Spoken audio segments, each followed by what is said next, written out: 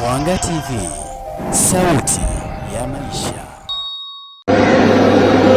Chamana kwa nafasi nzuri kabisa.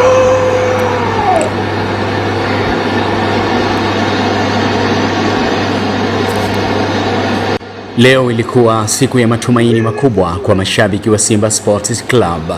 Dakika za mwanzo ziliandika tabasamu baada ya wekundu wa Msimbazi kutangulia kwa mabao mawili ya haraka. Mabao yaliyowasha taa ya matumaini ya kuendelea na hatua nyingine ya Ligi ya Mabingwa Afrika. Uwanja ulilipuka kwa shangwe, ndoto zikaanza kusukwa na Simba Sports Club ikaamini kuwa leo ni siku yetu. Na kuhamasisha mashabiki wa Simba waendelee kushangilia kwa nguvu zote. Lakini mpira una maneno yake. Kadri dakika zilivyoyeyuka ndivyo matumaini yalivyoanza kuyumba. Wapinzani wakabadilisha mkakati, wakasoma mchezo na hatimaye wakarudisha mabao mawili yaliyofuta furaha yote ya Simba. Ndani ya dakika chache dhahabu ikageuka majivu na matumaini yakabaki kuwa kumbukumbu ya muda mfupi.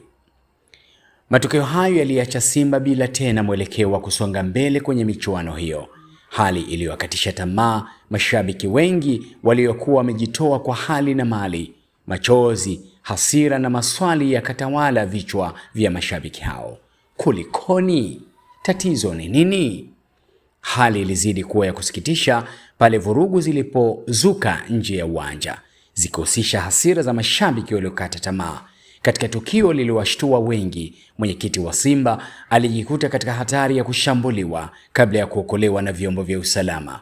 Tukio hilo linaashiria ukubwa wa maumivu na presha iliyotokana na matokeo hayo. Leo Tanzania inauliza kwa sauti ya huzuni na mshangao, nani kailoga Simba? Ni laana ya presha au ni kosa ya umakini au ni funzo jingine kutoka kwa soka lisilo na huruma? Jibu linabaki uwanjani, lakini ukweli mmoja hausegezwi. Simba leo amewapa mashabiki wake jeraha linalouma, jeraha la matumaini yaliyokufa kabla hayajakoma.